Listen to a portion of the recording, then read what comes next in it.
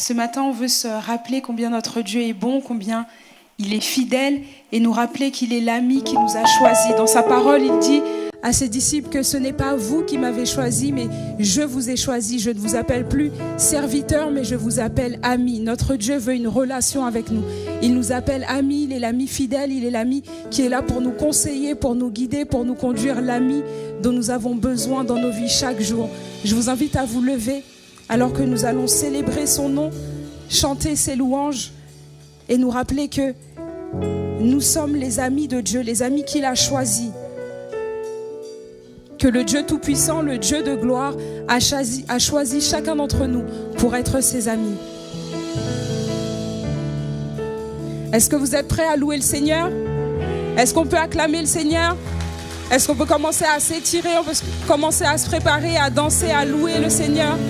Alléluia!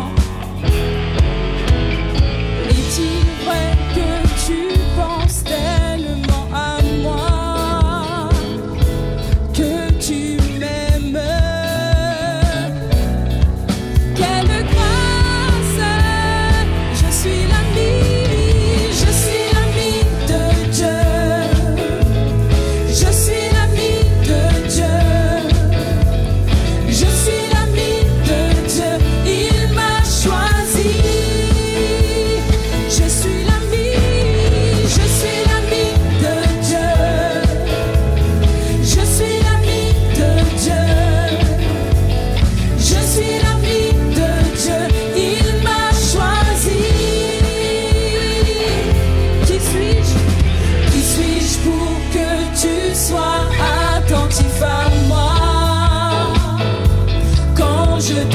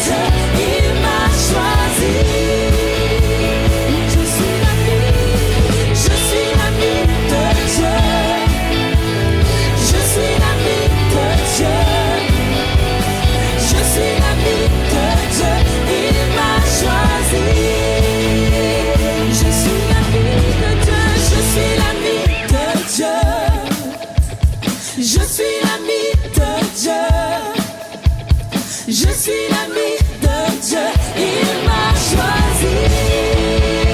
Je suis l'ami de Dieu. Je suis l'ami de Dieu. Je suis l'ami de Dieu, il m'a choisi. Il m'a choisi, il m'a choisi. Il m'a choisi, il m'a choisi. Il m'a choisi. Alléluia. Alléluia, notre Dieu nous a choisis. Et nous sommes ses amis. Et il est l'ami qui est fidèle, qui est tendre. L'ami qui est toujours prêt à nous entendre, qui est toujours prêt à nous comprendre, qui est toujours prêt à nous apprendre, à vaincre en comptant sur lui. Il est l'ami sur lequel nous pouvons compter. Et nous allons continuer à célébrer son saint nom. Quel ami fidèle et tendre nous avons en Jésus-Christ. Celui qui est fidèle, celui qui a tout fait pour nous, celui qui nous a prouvé qu'il était digne de confiance et que nous pouvions compter sur lui. Alléluia.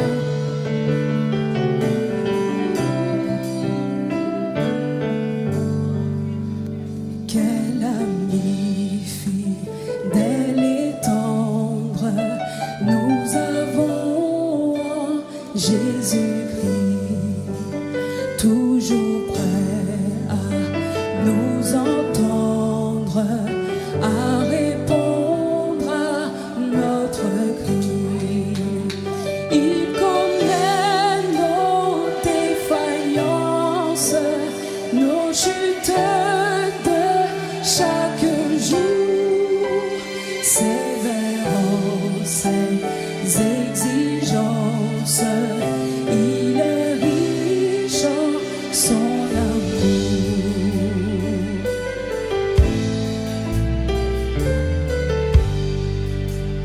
Quel ami fidèle et tendre nous avons en Jésus. Il est toujours prêt à nous comprendre. Toujours prêt à nous comprendre. Nous sommes en souci. Nous sommes en souci. Disons-lui toutes nos craintes. Ouvrons-lui tout notre cœur. Bientôt ses paroles saintes nous rendront le vrai bonheur. Oui, notre Dieu est l'ami fidèle et tendre. Alléluia.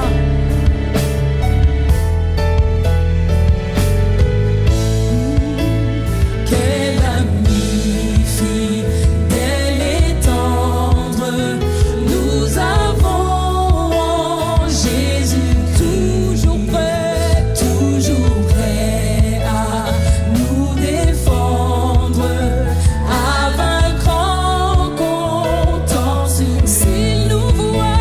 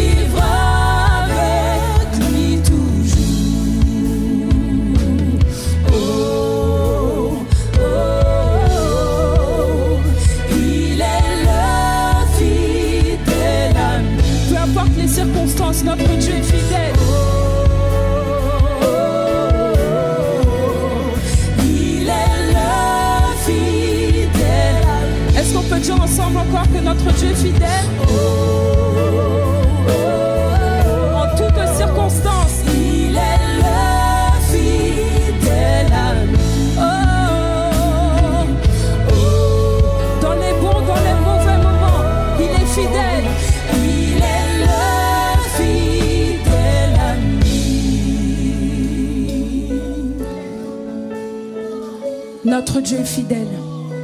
Est-ce qu'on peut élever en cet instant une prière de reconnaissance envers ce Dieu qui est si fidèle?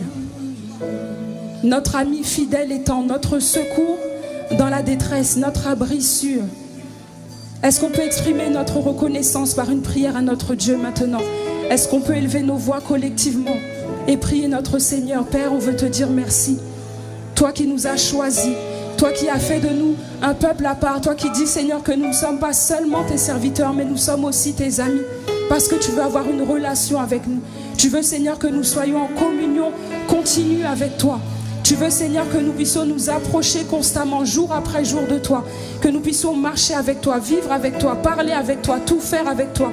Et nous voulons te dire merci Seigneur, parce que tu es le Dieu fidèle, parce que tu es l'ami fidèle sur lequel nous pouvons toujours compter, l'ami qui ne manque jamais à l'appel, l'ami qui est toujours là pour nous écouter, l'ami qui n'est jamais trop occupé pour nous, qui n'est jamais trop occupé pour entendre ce que nous avons besoin de dire. Seigneur, nous voulons te dire merci dans toutes circonstances. Nous avons Seigneur Dieu réalisé que ta fidélité demeure, nous avons réalisé que ta miséricorde demeure, nous avons réalisé que ta compassion demeure, que tu demeures fidèle, fidèle à ta parole, fidèle à tes promesses, fidèle parce que tu es le Dieu fidèle.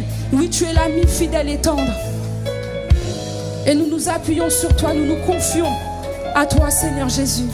Oui, nous sommes reconnaissants pour cette relation privilégiée que nous avons avec toi. Ce lien privilégié, ce lien que l'argent ne peut pas acheter, ce lien que la classe sociale ne peut pas modifier. Tu nous appelles tes amis Seigneur. Tu nous connais mieux que personne et pourtant tu nous appelles tes amis malgré nos fautes, nos infidélités, nos incapacités.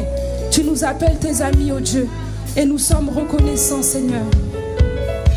Nous sommes reconnaissants, oh Dieu. Alléluia. Et dans les bras de cet ami, nous voulons nous abandonner. Nous voulons tout lui remettre. Nos joies, nos peines, nos douleurs, nos frustrations, nos faiblesses, nos contentements, nos épreuves, nos projets. Nous voulons tout abandonner entre ses mains. Et nous ne voulons pas le faire d'une manière triste, comme s'il n'y avait plus d'espoir, mais nous voulons le faire au contraire, avec bonheur. Parce que nous savons que lorsque nous abandonnons toutes choses entre les mains du Seigneur, alors il peut agir pour sa gloire. Alors il peut faire au-delà de ce que nous pensons, de ce que nous imaginons. Alors nous voulons tout lui donner. Corps, âme, esprit, pensée, nous voulons tout donner au Seigneur. Alors j'espère que tu vas bien, mais en sortant d'une louange comme ça, tu vas forcément bien. Amen, hein? Alors j'ai vu qu'il y en a qui sont enjaillés, il y en a, j'ai vu des petits pas de danse aussi, hein? Il y a des bons danseurs à l'église en action, hein? Hein? Amen. Non, pas lui, pas lui. Non.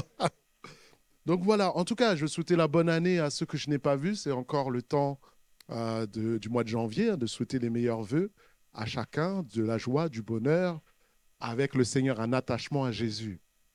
Hein? On va penser au psaume 23 qui dit « Oui, le bonheur et la grâce m'accompagneront tous les jours de ma vie. » Alléluia, tous les jours de ma vie en 2024. Tous les jours, la grâce est attachée à toi et le bonheur est attaché à toi pour ceux qui sont attachés à Jésus. Alléluia. C'est ça le secret. Attache-toi à Jésus, la grâce, le faveur, le bonheur, la joie. Oui, il y aura les combats, des difficultés, mais la joie vient quand même. Hein. Même quand je suis dans la vallée de l'ombre de la mort, je ne crains aucun mal parce que tu es avec moi. Le secret, c'est l'attachement à Jésus. Dis à ton voisin, le secret, c'est l'attachement à Jésus. 2024, tu veux être joyeux, attache-toi à Jésus. C'est ça, il n'y a rien qui doit t'éloigner de Jésus. Ouh, alléluia. Voilà, ça c'est déjà mes souhaits de bonne année. Hein. Alors notre sœur Maryse a reçu une parole, je vais la laisser communiquer. Bonjour à tous. Tout à l'heure, pendant la louange, quand on chantait Jésus, nous t'élevons plus haut, le Seigneur a mis cette pensée dans mon cœur de Matthieu 6,6 qui dit « Mais quand toi tu pries, entre dans ta chambre, ferme la porte et prie ton Père qui est là dans le secret, et ton Père qui voit dans le secret te le rendra. » Et c'est comme si le Seigneur me disait « Mais en fait, tu pries, mais tu ne t'attends pas à moi. » Et c'est vraiment un encouragement ce matin pour quelqu'un de dire que, quels que soient les événements, les situations de ta vie, quand toi, tu rentres dans la chambre, dans le lieu secret, quand tu pries, ne prie pas pour prier et puis après tu sors de ta chambre, mais prie en ayant la conviction et la pensée que attends-toi à Dieu parce qu'il va agir. Je sais qu'en 2024, vous savez, lors de la longue veille, j'ai senti dans mon corps que l'année 2024 sentirait bon. Et vraiment, c'est dans la même continuité où Dieu veut t'encourager à t'attendre à lui, quelles que soient les circonstances de ta vie, quels que soient tes besoins. Attends-toi à Dieu quand tu pries. Crois que Dieu te le rendra avant de sortir de ta chambre, parce que ça sera le cas en fait. Amen. Merci. Alors, voilà, avant de commencer, je vais prier, on va prier le Seigneur. Seigneur notre Dieu, merci pour ce temps, merci pour ce moment. Seigneur, nous te demandons de bénir chaque personne qui est dans ce lieu. Nous prions que nos cœurs soient ouverts, comme une terre qui est ouverte à recevoir la semence de la parole. Parce que ta parole est puissante, ta parole est vivante, ta parole produit du fruit. Alors dispose nos cœurs à entendre, à recevoir, chacun personnellement, ce que tu as prévu. Je bénis ton peuple, je bénis ce moment et je crois que tu es avec moi au nom de Jésus-Christ. Amen. Alors, le thème que j'aimerais apporter aujourd'hui, qui je vais apporter en plusieurs fois, c'est le thème important de la destinée. Alors, on sait qu'en 2024, nouvelle saison, nouvelle vision, beaucoup ont reçu une pensée que c'est une parole, un temps d'accomplissement où Dieu va faire des grandes choses, des choses au milieu de nous et des bénédictions vont être relâchées. Alléluia, sur ta vie. Est-ce que quelqu'un veut les bénédictions? Alléluia. Et il y a des bénédictions qui sont rattachées à la destinée. Et dans des entretiens pastoraux, j'ai souvent dû échanger pour des personnes qui se posent des questions sur leur destinée. Et je me suis rendu compte que ce n'est pas évident. Même pour ceux qui sont appelés, ceux qui ont des choses à cœur pour le Seigneur, ce n'est pas évident de comprendre sa destinée, de rentrer dans sa destinée, de marcher dans sa destinée. C'est pour ça que je pense que ça va faire du bien à beaucoup de personnes, ceux qui cherchent quel est le don, quel est l'appel, quelle est la vision pour servir l'Éternel. Et alors que j'avais cette pensée-là, j'étais venu le bâtir à la réunion de prière et le pasteur Jackie avait apporté avant de commencer son message en disant, mais au début, quand les gens se convertissaient, on attendait de voir où ils allaient servir. On leur parlait beaucoup d'appel. Et je l'ai vu comme une conviction, en tout cas une confirmation de ce message. Alléluia. Pour que tu puisses entrer dans ta destinée. Dis à ton voisin, entre dans ta destinée. Dis à quelqu'un d'autre, avec la foi. C'est le titre de mon message, entre dans ta destinée. Moi, je prie qu'à travers ce message, tu puisses être éclairé pour entrer dans ta destinée. Et on va voir des éléments. En tout cas, moi, c'est un thème que j'aime beaucoup, la destinée. Comme j'aime beaucoup le Saint-Esprit, ceux qui me connaissent, j'aime le Saint-Esprit. Ça, il y a Holy Spirit 4, là, vendredi, ça va être bouillant. Mais aujourd'hui, la destinée est un élément très important et j'aimerais que dans un premier temps, nous puissions approfondir le thème de la destinée selon des textes bibliques pour voir, on va voir au niveau séculier, qu'est-ce que le monde pense de la destinée et d'un point de vue aussi théologique, ecclésiastique, spirituel. Alors le psaume 31, 14, je vais vous le citer, pas besoin de le lire celui-là, d'aller le chercher. Il nous dit « En toi, je me confie au Éternel, tu es mon Dieu. » Est-ce qu'il y a quelqu'un qui peut dire « Tu es mon Dieu » ? Tu es mon Dieu et il nous est dit « Mes destinées sont entre tes mains. » Quelqu'un qui appartient à Dieu, ta destinée est dans les mains de Dieu.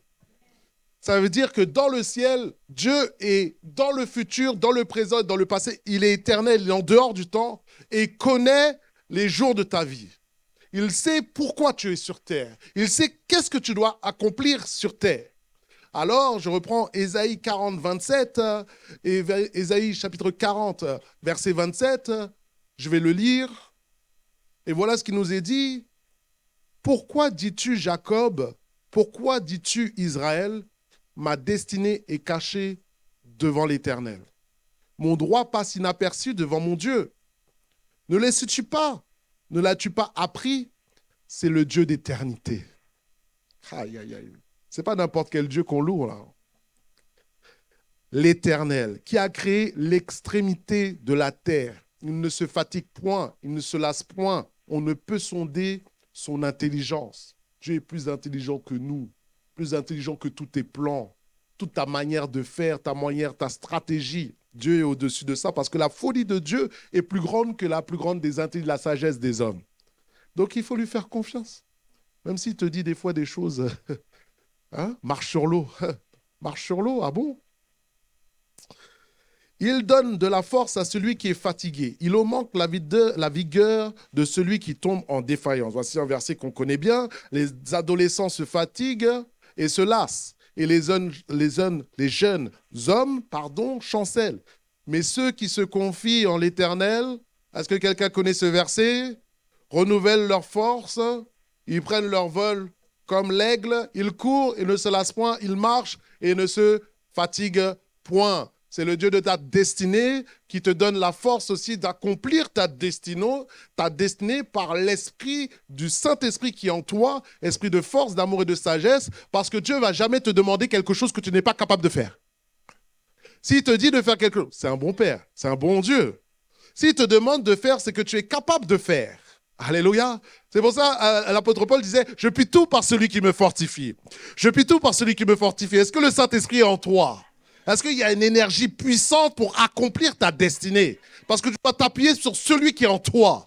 Et celui qui est en toi te donne la force d'accomplir ce qu'il te demande. Alléluia. C'est pour ça que le Saint-Esprit est descendu. Alors, je vois des aigles se déployer. À l'église en action, je vois des aigles qui rentrent dans leur destinée. Je vois des aigles qui s'envolent pour accomplir la mission de Dieu. Pourquoi tu es sur terre et qui volent à la gloire de Dieu? Parce que l'aigle regarde toujours vers le ciel.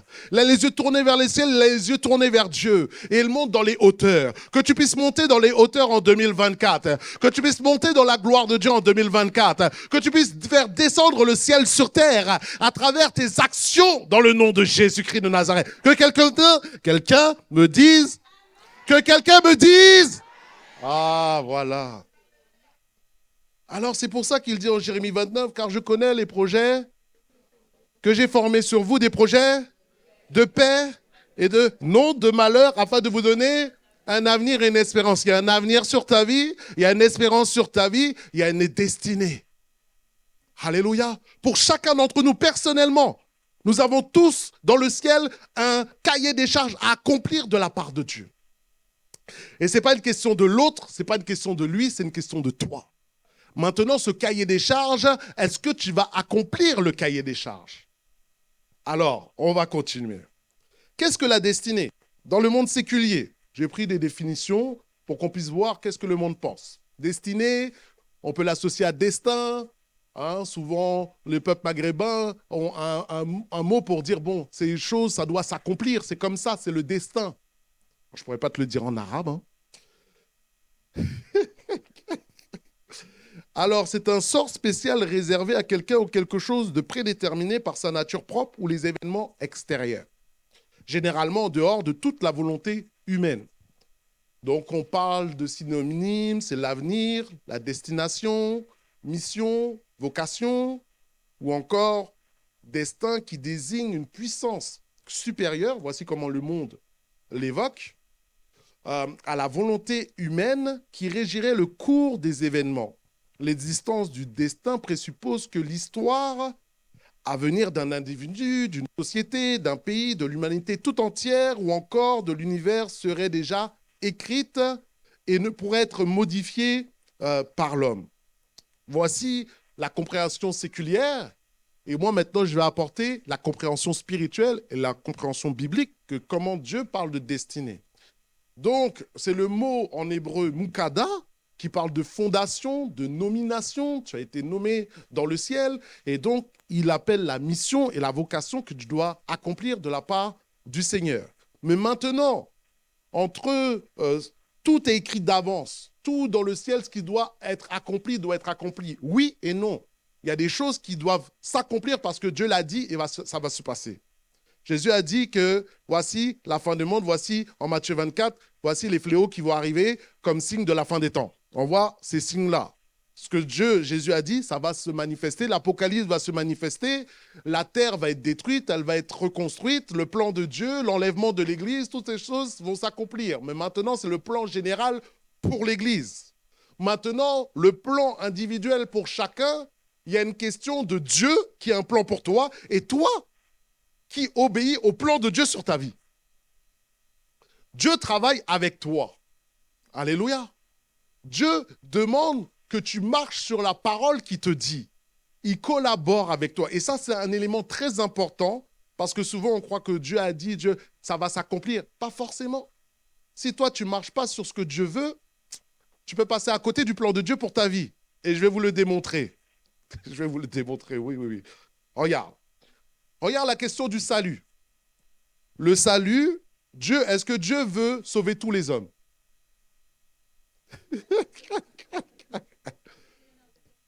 Je te donne ce verset de 2 Pierre 3,9, comme ça on a une base scripturaire, puisqu'il fait foi, c'est la parole de Dieu. Le Seigneur ne tarde pas dans l'accomplissement de la promesse, comme quelques-uns le croient, mais il use de patience envers vous, ne voulons pas qu'aucun périsse, mais voulons que tous arrivent à la repentance.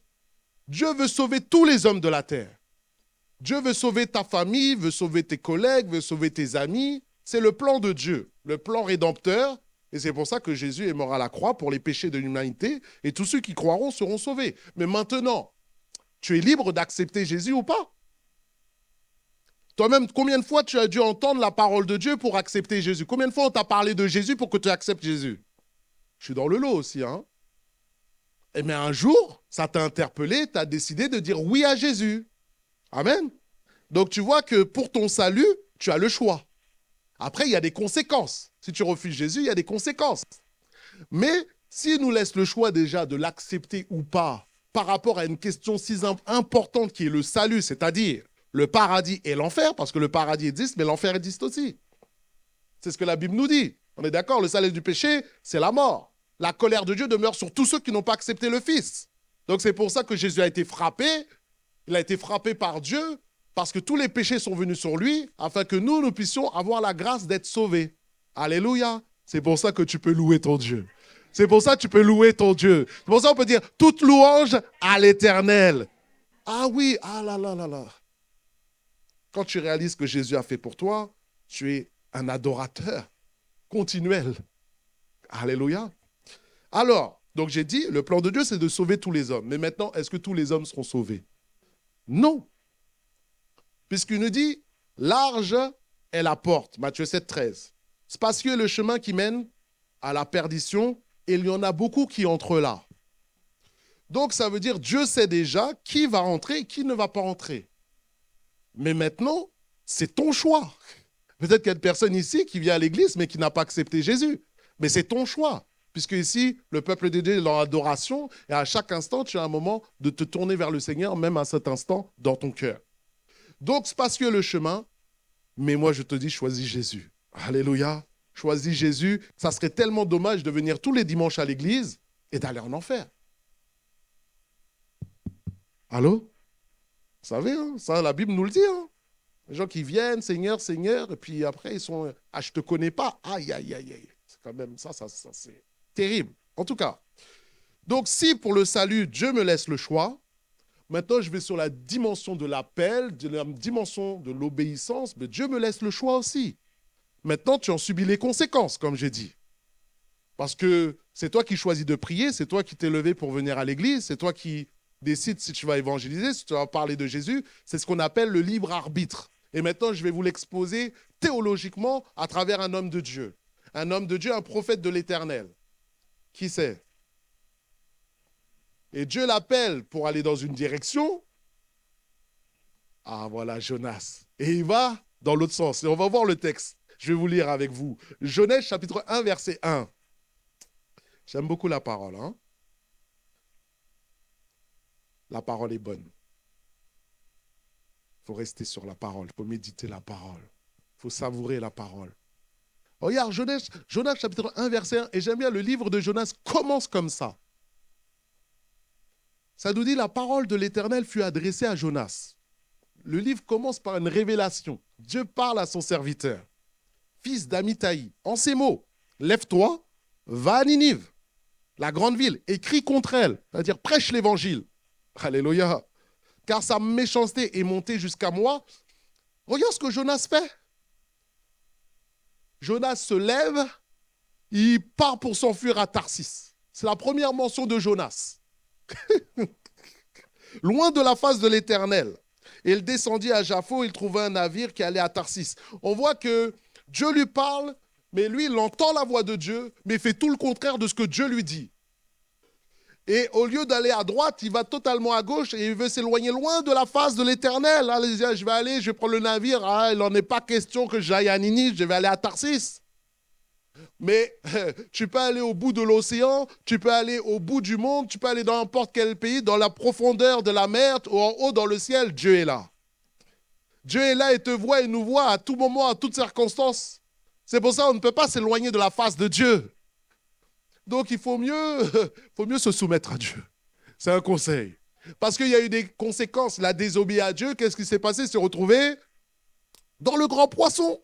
Et l'Éternel a fait souffler. Attends, non, Dieu est dangereux. Non, Dieu est dangereux. Moi, c'est des trucs...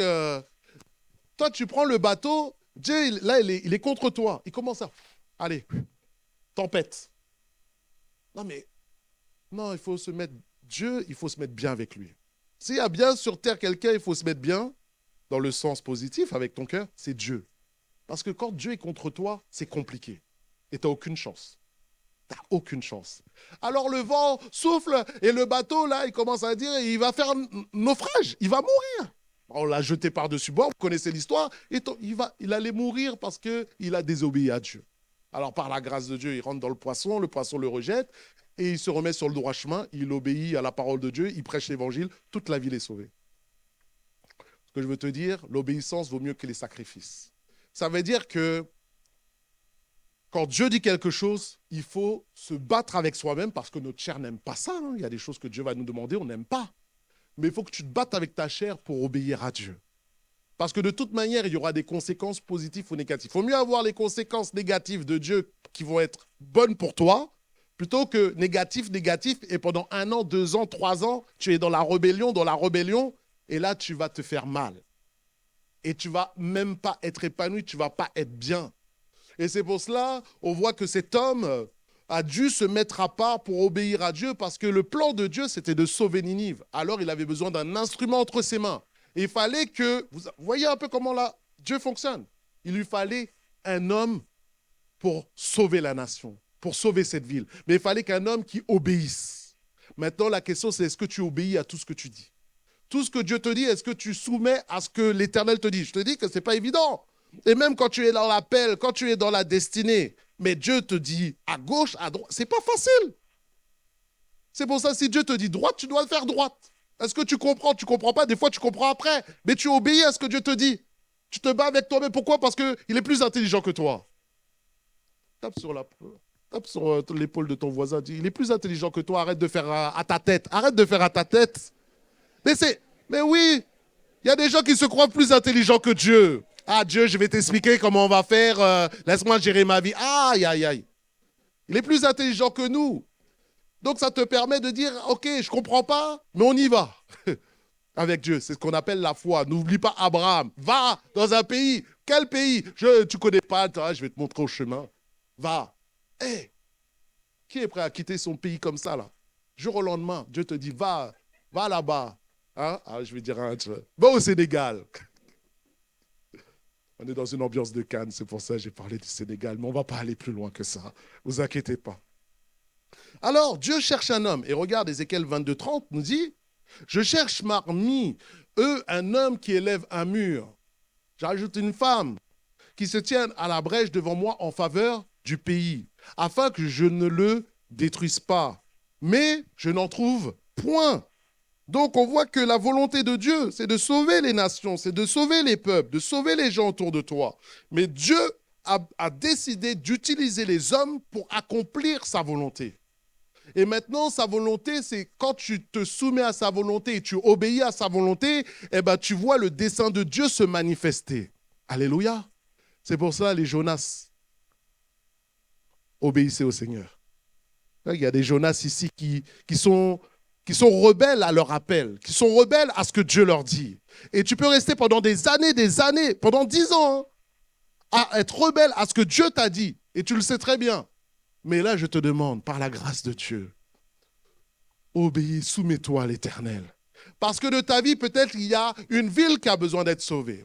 Peut-être de ta vie, il y a 10 personnes qui ont besoin d'être sauvées, d'entendre l'évangile. Tu ne sais pas de ta vie, de ton obéissance, qu'est-ce qui va coûter, qu'est-ce qui va sortir de ton obéissance.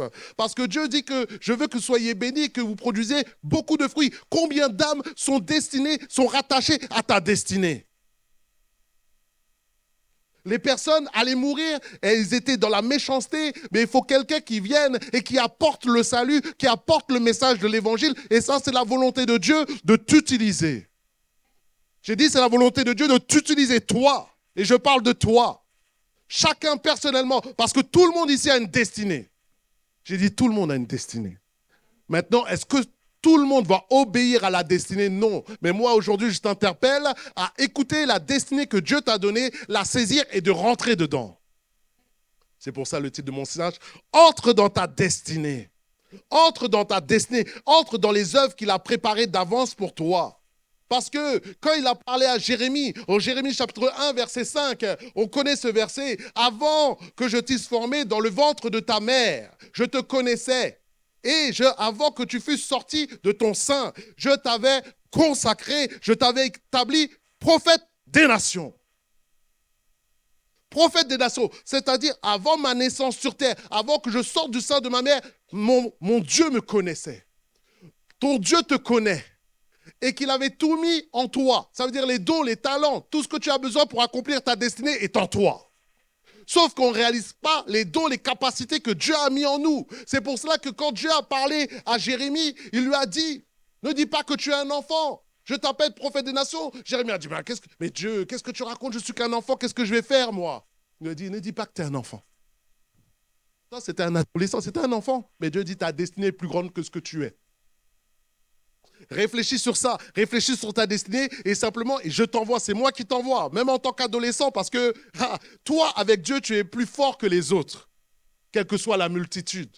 Mais il faut que tu réalises qui marche avec toi, qui est avec toi, qui habite en toi. Est-ce que quelqu'un réalise la puissance qu'il a reçue de l'Éternel? Est-ce que quelqu'un a reçu le Saint-Esprit dans ce lieu? Alors, regarde le texte d'Éphésiens chapitre 2, verset 10. Et médite dessus. Et je t'encourage à méditer chez toi. Nous sommes son ouvrage ayant été créé en Jésus-Christ pour de bonnes œuvres. Tu as été créé pour des bonnes œuvres. Pas pour la médisance, pas pour la méchanceté, pas pour la jalousie, pas pour la rivalité. Tu as été créé pour des bonnes œuvres que Dieu a préparées d'avance afin que nous les pratiquions. Alléluia. Alors je vais te le dire en plusieurs versions. Parole de vie. Oui, c'est Dieu qui nous a fait. Il nous a créés dans le Christ Jésus pour nous menions une vie riche. Est-ce que tu veux dire avec moi? Riche. Riche en bonnes œuvres. Les actions que Dieu les a préparées afin que nous les fassions. Ça veut dire que dans le ciel, il y a ce cahier des charges que des œuvres que toi, tu dois accomplir. Il y a des fois, Dieu te demande quelque chose, tu ne le fais pas. Et tu vois l'autre qui le fait. Et tu dis, ah, merci Seigneur, tu as levé quelqu'un, il l'a fait. Oui, mais c'était ton mandat. C'était ton mandat. Et tu auras une responsabilité devant Dieu. C'est pour cela qu'il faut être au garde à vous avec Dieu. Hein. C'est l'Éternel des armées. Hein. Il y a des soldats ici. Il y a des soldats. Il y a des soldats. Il y a des gens qui ont fait l'armée ici. Quand le général dit, allez, on y va, on court, hein. Tu n'es pas en train de parler, avoir une thèse avec le général. Hein. Il va dire, lève-toi, cours, hein, sors de ton lit. Mais des fois, on parle plus avec Dieu qu'avec des hommes. Non, c'est l'Éternel des armées. Je suis un soldat. À tes ordres. À tes ordres, colonel, général des armées. Alors en parole vivante, ce que nous sommes, nous le devons à Dieu. Il nous a recréés en Christ pour nous faire accomplir dans une communion avec lui les bonnes œuvres qu'il a préparées d'avance depuis longtemps pour nous. Voilà la vie conforme à la volonté de Dieu, celle pour laquelle il a tout arrangé d'avance. Il a préparé notre chemin afin que nous ayons plus qu'à y marcher. C'est-à-dire le chemin est tracé. Dieu connaît le chemin que tu dois accomplir. Mais maintenant, pour marcher dans ce chemin, là on parle de marcher sur les œuvres que tu dois préparer, qu'il a préparées d'avance afin de glorifier le nom de Jésus. Est-ce qu'il y a quelqu'un qui veut glorifier le nom de Jésus? Est-ce qu'il y a quelqu'un qui veut que sa vie soit une offrande? Est-ce qu'il y a sa vie qui veut être en bénéfice au royaume de Dieu? Ça dépend de toi. Ça dépend de toi. Ça dépend de toi.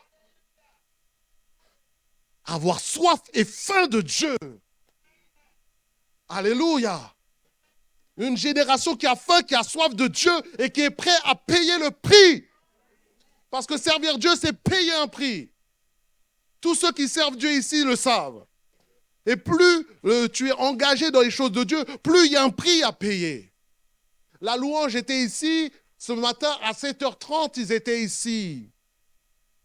Et jeudi, ils ont adoré ou se sont préparés pendant 3 heures, 4 heures. Puis après, il y a la préparation des chants, la préparation de la prière. Toi, tu es au bénéfice du service. Alléluia. Est-ce qu'il y a des gens qui servent Dieu ici dans cette église? Est-ce qu'il y a des gens qui servent dans l'église? Est-ce que vous pouvez vous lever? Tous ceux qui servent. Celui qui se glorifie dans le Seigneur. Alors glorifie-toi de ton service. Il faut être biblique. Est-ce qu'il y a des gens qui servent dans l'église? Hein?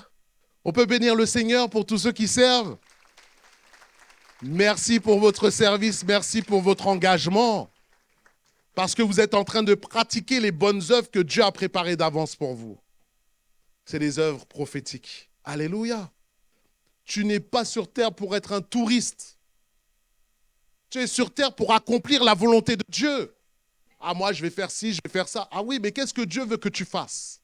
On n'est que des voyageurs sur terre. On est là, on passe, on s'en va. Mais qu'est-ce que tu vas laisser comme dépôt sur terre? Est-ce que ta vie a été utile à Dieu? Est-ce que Dieu est content de toi? Est-ce que ta vie est agréable au Seigneur? Alors, on continue. Juste pour la réflexion. Regarde. Définition d'une citation sur la destinée. Il nous est dit, la destinée n'est pas une question de chance, mais c'est une question de choix. Ce n'est pas quelque chose que tu dois attendre, c'est quelque chose que tu dois accomplir. Et maintenant, le choix, c'est toi qui vas décider de dire, est-ce que je vais accomplir la destinée de Dieu dans ma vie? Est-ce que je vais obéir à ce que Dieu me demande? C'est une disposition de cœur. Tu vois, c'est pour ça qu'il a dit à David, voici l'homme selon mon cœur qui va accomplir toutes mes volontés. Puisque nous sommes dans un libre arbitre. Alléluia. Alors maintenant, je vais équilibrer. On va équilibrer. Là, j'ai parlé des œuvres. Mais maintenant, Éphésiens chapitre 2, versets 8 à 9 nous dit que c'est par grâce que vous êtes sauvés, par le moyen de la foi. Cela ne vient pas de vous, c'est le don de Dieu. Ce n'est point les œuvres, afin que personne ne se glorifie. Donc, mes œuvres ne me sauvent pas. Je ne suis pas sauvé par les œuvres. Je suis sauvé pour les œuvres. OK? Celui qui a fait la plus grande œuvre, qui a réglé l'histoire, c'est Jésus-Christ de Nazareth. Jésus, allé à la croix, il a payé le prix. À Gethsémane, des grumeaux de sang sont coulés. Fils de Dieu. Il a payé un prix fort, sa mort. Mais maintenant, il a permis que tous ceux qui l'acceptent deviennent enfants de Dieu et soient réconciliés avec le Père. Alléluia. Gloire à Jésus-Christ. Mais maintenant, je suis dans la foi, ça ne m'a rien coûté, c'est gratuit. Mais maintenant, je suis sauvé pour accomplir les œuvres du Père. Vous voyez l'équilibre? Et regarde un peu. Et là, c'est l'apôtre Jacques qui en parle. Jacques chapitre 2, versets 17 à 18, il nous dit, il en est ainsi de la foi. Est-ce que quelqu'un a la foi ici? Est-ce que quelqu'un a la foi? Regarde. Si elle n'a pas les œuvres, elle est morte en elle-même. La foi sans les œuvres est morte. Mais quelqu'un qui dira, toi tu as la foi, moi j'ai les œuvres. Montre-moi ta foi sans les œuvres. Moi, je te montrerai la foi par les œuvres. Donc, ça veut dire que quand tu as la foi, ça se voit. Quand tu as la foi, ça se manifeste dans ta vie et tu commences à pratiquer des choses du royaume de Dieu, à faire avancer le royaume de Dieu. Il y a quelque chose qui sort de toi naturellement. Tu n'as même pas besoin de parler. On voit que tu es un chrétien. Alléluia. On voit la foi, mais on voit les œuvres. Et tous ceux qui servent le Seigneur doivent avoir la foi et pour servir l'Éternel. Alléluia. C'est pour ça. Fais des œuvres pour le Seigneur. Accomplis la volonté de Dieu dans ta vie. œuvre pour le royaume de Dieu. Pourquoi? Parce que l'Église, il y a tellement de besoins. On est dans une grande Église, merci Seigneur. Mais il y a des besoins dans tous les départements. Comment ça se fait qu'on manque des gens à la sono, on manque des gens en vidéoprojection, on manque des gens... Merci à la vidéo, tout ça. Il y a des besoins dans tous les domaines, à la chorale, dans les musiciens. Mais tout est dans la maison. Tous les dons et les talents sont là. Maintenant, c'est est-ce que nous le faisons? Parce que ça va te coûter du temps, de l'énergie, aussi des fois des problèmes. Je dis, mais je sers Dieu et pourquoi j'ai ces problèmes-là? Ça va te coûter. Mais c'est pour ça que le moteur pour servir Dieu, c'est l'amour pour Dieu. Plus tu aimes Dieu, plus tu vas servir Dieu, en fait. Parce que c'est ça qui te donne l'énergie. Alléluia. Alors, on va passer à une autre étape. C'est maintenant comment entrer dans ma destinée de manière concrète. Et là, on va voir un monsieur que j'aime beaucoup parler, c'est Moïse. Alors, je t'invite à lire avec moi dans Exode chapitre 3, versets 1 à 4. Exode chapitre 3, versets 1 à 4. Et je t'invite à réfléchir et à méditer sur la psychologie de Dieu.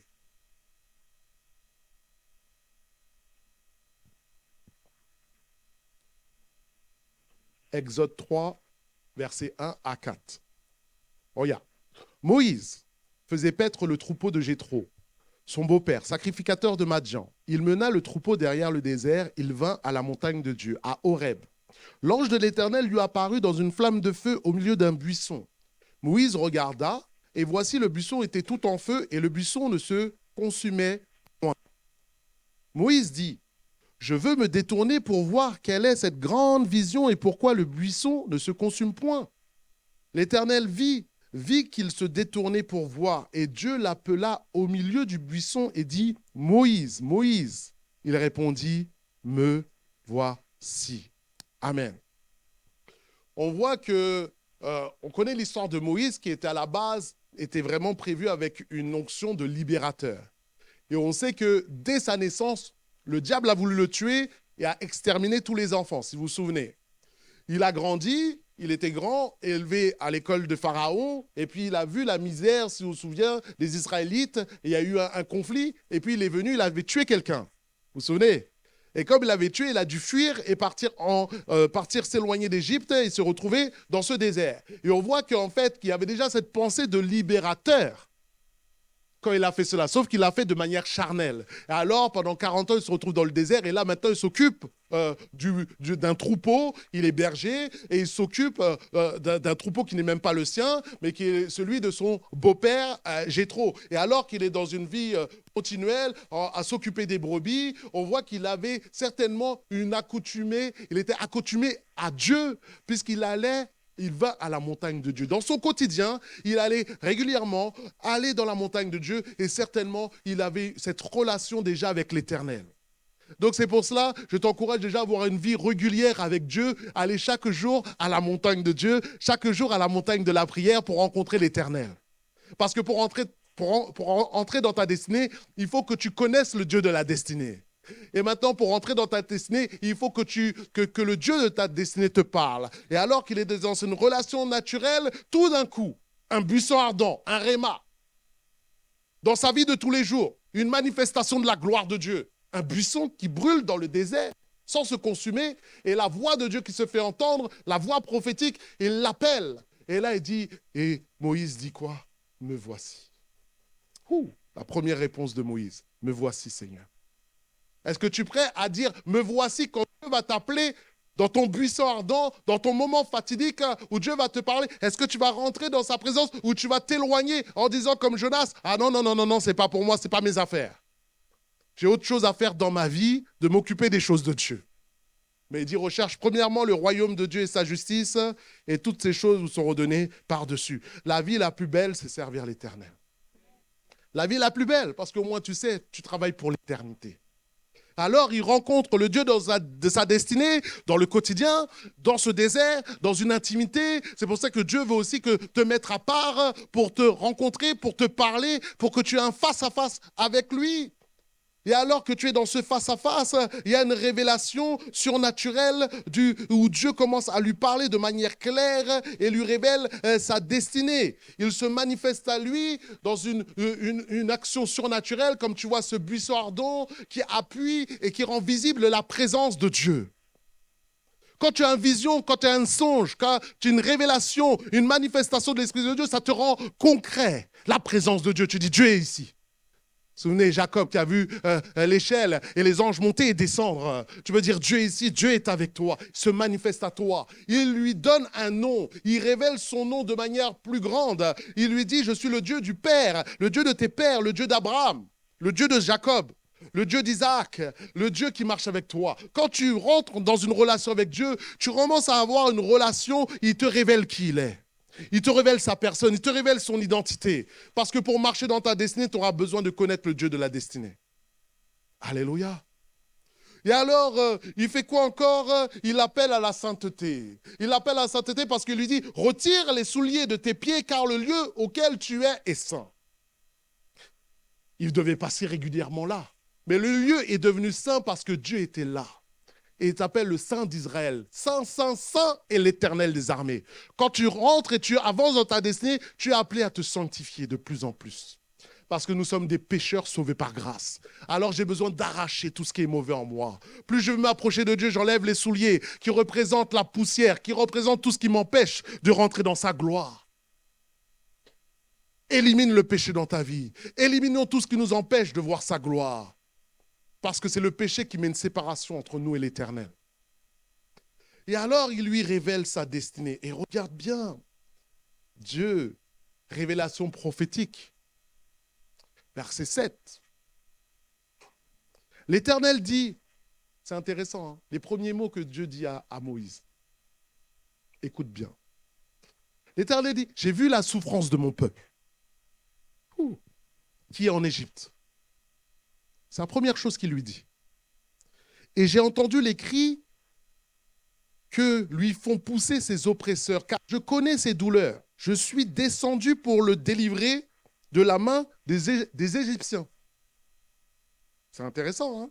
Pour faire monter ce pays dans un bon pays et vaste, dans un pays où coule le lait et le miel, dans les lieux qu'habitent les Cananéens, les Hétiens, les Amoréens, les Phéréziens, les Éviens, les Jébusiens.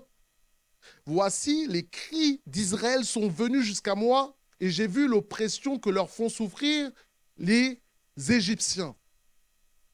Ok, on est dans la psychologie de Dieu ou pas? Quand Dieu appelle Moïse, il lui dit, viens, j'ai à te parler. La première chose qu'il lui dit, c'est qu'il lui parle du peuple. Il lui parle des gens qui sont dans la douleur, les gens qui sont dans la souffrance, les gens qui sont dans la difficulté. Et le peuple d'Israël était en esclavage, donc il devait monter des prières. Seigneur, délivre-nous, fais quelque chose pendant des années et des années. Et Dieu dit, j'ai entendu les cris, j'ai entendu la prière de mes enfants, maintenant je suis descendu. Maintenant je descends. Là. Mais il n'est pas descendu en tant que Jésus, il descend, il rencontre Moïse. C'est intéressant. Il parle à un homme. Et d'un homme, il y avait la destinée d'un tout un peuple, de toute une nation. D'une obéissance, une nation allait être sauvée. Et alors, il lui dit, il parle, regarde la souffrance. Et il avait ce fardeau, Moïse, vous vous souvenez? Il avait ce fardeau, hein? Pour les Israélites, c'était son peuple. Donc, ça fait écho. Ça fait écho en lui. Et là, il dit, oui, parle-moi de ça, de cette situation, de cette souffrance, d'aller délivrer les gens. Il faut qu'on aille les délivrer. Et alors, aujourd'hui, nous pouvons dire qu'il y a beaucoup de gens qui sont sous l'emprise de Pharaon. Et le Pharaon qui était hier, c'est Satan. Satan qui tient en esclavage les gens, qui tient en esclavage par la dépression, qui tient en esclavage par des esprits de suicide, des esprits de mort, toutes sortes d'esprits qui sont là, qui agissent par l'oppression qui sont là. Mais il y a des gens qui crient, il y a des gens qui prient le Seigneur. Il y a des gens qui prient le Seigneur, fais quelque chose pour la France. Fais quelque chose pour cette nation. Fais quelque chose pour cette jeunesse qui est dans la violence. Fais quelque chose, Seigneur. Regarde comment Dieu se manifeste. Il vient, il te parle. Et il te dit, lève-toi. Toi, lève-toi dans ta génération. Lève-toi là où tu es, quel que soit ton âge. Quand Dieu a appelé Moïse, il avait 80 ans. Il y en a qui disent, je suis trop âgé. Maintenant, qu'est-ce que je peux faire? Je suis trop âgé. Dieu a levé Moïse à 80 ans. Il n'y a pas d'âge pour servir l'Éternel. Il n'y a pas d'âge pour servir l'Éternel. Il faut juste une disposition de cœur et le zèle de l'Évangile. Sois zélé pour Jésus. Sois zélé pour Jésus en 2024. Donc on ne se lève pas pour se montrer. Quand on répond à l'appel de Dieu, ce n'est pas pour nous. Ce n'est pas pour dire, ah, regarde comment je prêche bien, regarde, je connais la théologie. Ce n'est pas ça le but. Allô? Tu te lèves pour répondre à un besoin. Quand Dieu t'appelle, quand tu sers Dieu, c'est toujours pour répondre à un besoin, c'est pour les autres. Quand tu sers Dieu, c'est pour les autres. Alléluia. Oui, on a besoin de plus de personnes qui vont penser aux autres. Plus de chrétiens qui vont penser aux autres. Pas égoïste, moi, ma maison, ma famille, mes enfants, ma vie, mes finances. Non, il y a trop de problèmes en France. Il y a trop de gens qui souffrent autour de toi. Il y a tes amis, il y a dans ta famille, tes collègues. Et il y a besoin de gens qui plient le genou et qui prient pas pour eux aussi. Et qui leur parlent de Jésus. Alléluia.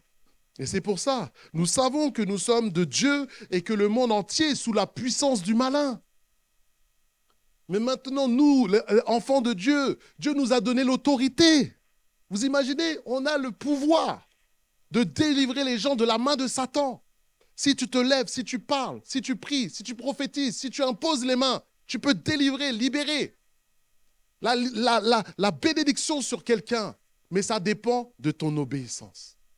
Et Dieu veut travailler avec toi. Alléluia. Elle dit à ton voisin, Dieu veut travailler avec toi. Et tu dis, Dieu veut travailler avec moi aussi. Ouh. Et plus je suis conscient que Dieu veut travailler avec moi et que je suis prêt à obéir à ce que Dieu dit, ça veut dire plus je suis prêt à utiliser par Dieu. Ah oui, parce que quand il vient et te parle, tu n'es pas en train de faire une thèse encore à lui expliquer, ah mais non, mais en fait, je comprends que voilà, ils sont difficiles les Français, c'est compliqué, pour entendre l'évangile, c'est un peuple athée. Seigneur, c'est pas la peine, bon, envoie un autre. Dieu veut t'envoyer toi.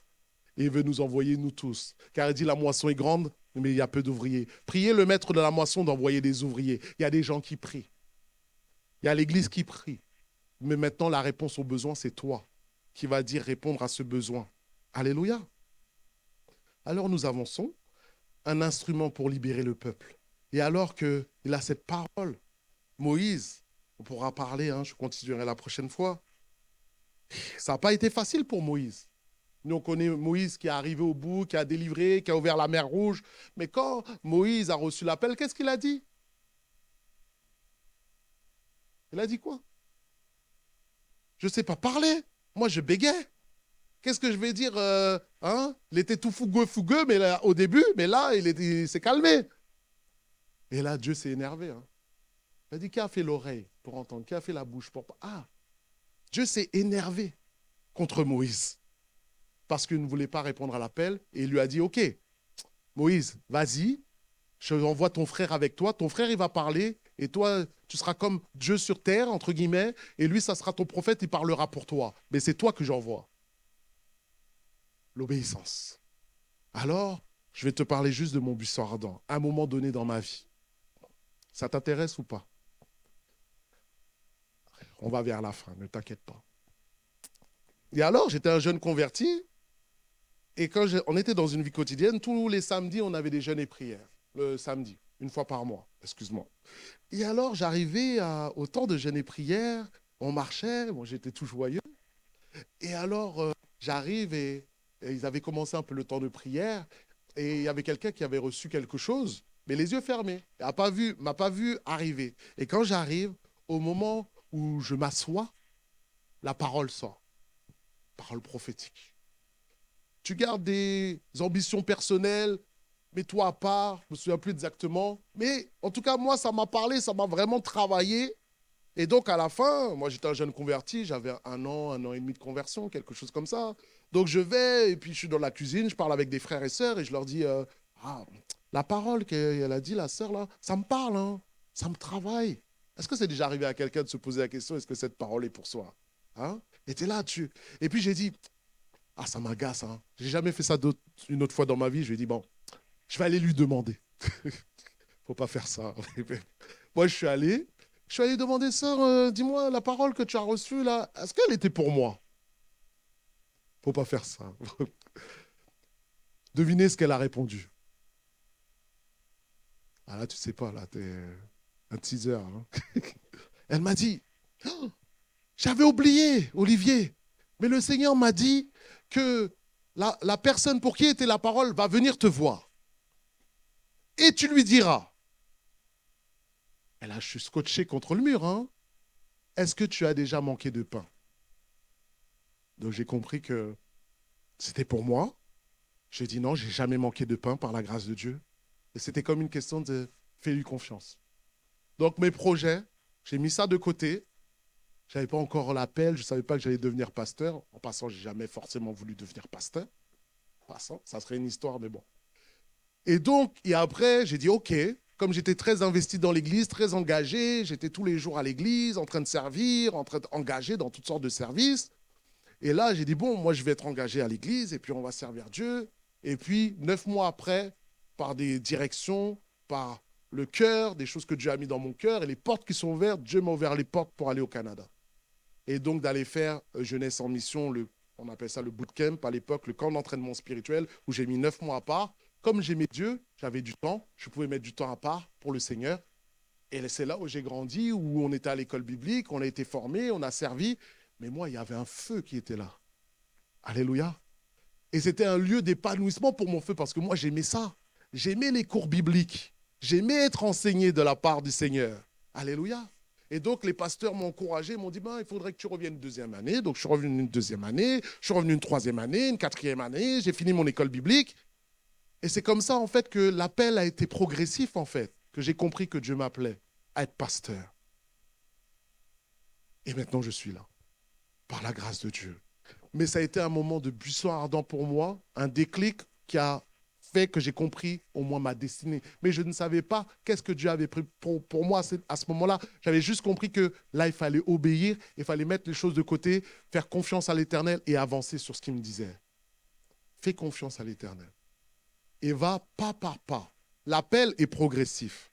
La destinée est progressive. Dieu, tu ne vas pas te révéler tout d'un coup. Si Dieu te montrerait tout ce que tu dois faire, attends, tu es là. Non!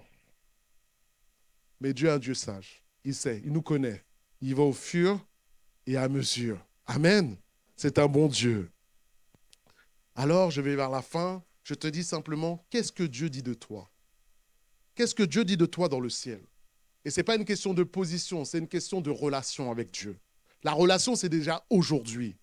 Et moi, ça m'a fait penser à Galates chapitre 2, verset 20, qui me dit « J'ai été crucifié avec Christ. Servir Dieu, c'est mourir à soi-même. Si je vis, ce n'est plus moi qui vis, c'est Christ qui vit en moi.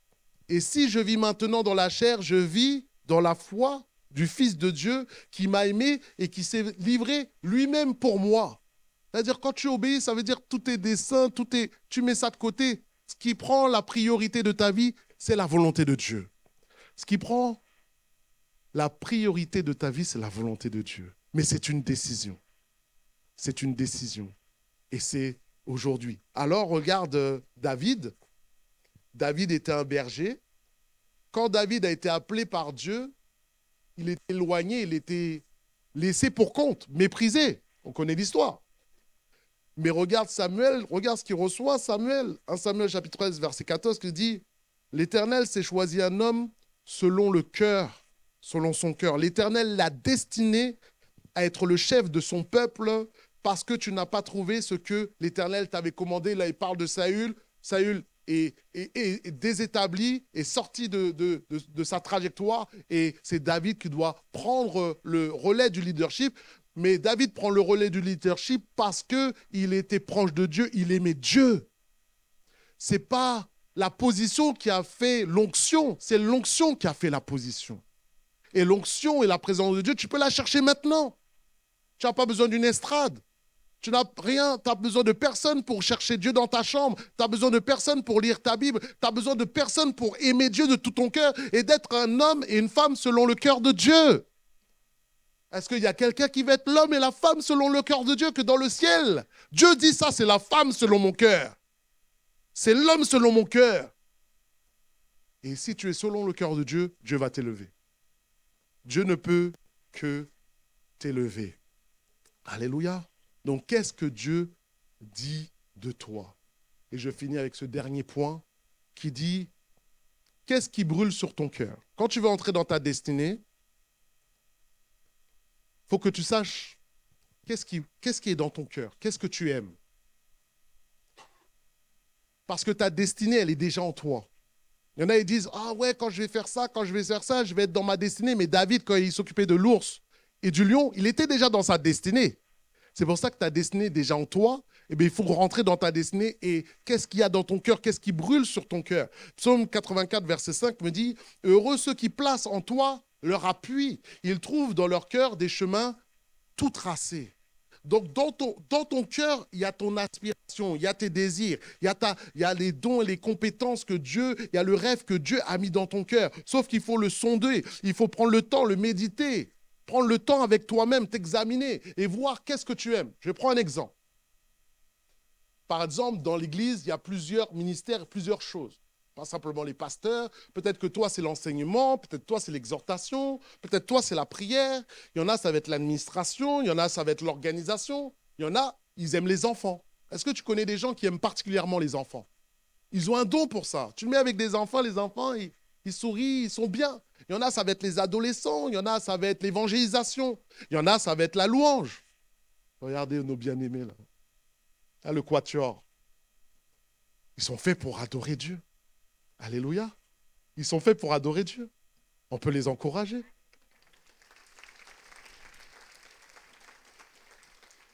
Donc, je vais te dire, qu'est-ce qui brûle sur ton cœur? Qu'est-ce qui est le fardeau qui est sur toi? Et voici vraiment la dernière histoire. Est-ce que tu connais Mère Teresa? Je sais qu'il y a plusieurs générations maintenant. Les jeunes de moins de 20 ans ne peuvent pas connaître. Mère Teresa, c'était une femme qui était engagée dans les choses de Dieu. Et Mère Teresa, à 18-19 ans, a décidé d'aller en Inde, à Calcutta, pour s'occuper des démunis et des enfants qui étaient laissés pour compte quand c'est un pays assez pauvre. Et on voit qu'elle a fondé une fondation des missionnaires de l'amour, de la charité. Et donc, elle a été prix Nobel en 1979. Il y en a beaucoup qui n'étaient pas nés. Hein. Et donc, elle a fait 50 écoles, 200 centres d'accueil, des orphelinats, jusqu'à aujourd'hui qui sont là. Pourquoi? Parce qu'une femme s'est levée et a décidé de ce fardeau que j'ai là pour les pauvres, il faut que je fasse quelque chose. Et regarde aujourd'hui ce qui reste. Elle est aujourd'hui une référence mondiale pour les bonnes œuvres, les bonnes actions. Alors simplement, je pense qu'elle avait ce rêve qui était dans son cœur et elle a pu voir ce rêve se réaliser. Alors simplement, s'il y a un rêve, il y a quelque chose qui brûle sur ton cœur, Dieu a besoin de toi pour rejoindre les démunis, rejoindre ceux qui n'ont rien, rejoindre ceux qui ont été abusés, ceux qui ont été délaissés, ceux qui ont été méprisés. Dieu veut utiliser chacun d'entre nous. La question, c'est est-ce que tu veux être utilisé de Dieu? Est-ce qu'on peut finir en priant? On peut se lever? Et j'aimerais que tu fermes les yeux et que tu parles à Dieu. Parle à Dieu de ta destinée. Si tu ne la connais pas, dis Seigneur, révèle-moi ma destinée. Parle-moi, révèle-moi. Si tu connais ta destinée, dis Seigneur, conduis-moi dans ma destinée. Fortifie-moi dans ma destinée, mais en 2024, que je puisse te servir, que je puisse être utile pour toi. Prions simplement le Seigneur. Prie pour toi-même. Simplement. Seigneur, nous avons besoin de toi. Sans toi, nous ne pouvons rien faire. Et cette Église en action a un gros potentiel, avec des dons, avec des talents, avec des capacités. Nous prions que ton Saint-Esprit maintenant parle au cœur, parle à chacun d'entre nous, afin, Seigneur, simplement que nous puissions, tu puisses révéler les destinées, tu puisses révéler les appels, tu puisses révéler les dons, les capacités que tu as mis. Tu peux déposer des fardeaux parce que le monde a tellement besoin. Et tu entends la souffrance des Français qui ont besoin de la révélation des fils de Dieu. Ils sont en attente d'un homme et d'une femme qui va lui parler. Seigneur, aide-nous, révèle-toi à nous. Conduis-nous dans la destinée, fortifie-nous dans nos destinées. Et qu'en 2024, simplement, des ouvriers, des nouveaux ouvriers se lèvent dans le nom de Jésus, dans cette Église. C'est ce que je te prie. Fortifie les ouvriers qui sont déjà en place ou ceux qui doivent encore aller plus loin avec toi. Que ta main soit simplement sur nos vies, dans le nom tout-puissant de Jésus. Amen. Amen. Que Dieu vous bénisse et que Dieu vous fasse rentrer dans votre destinée.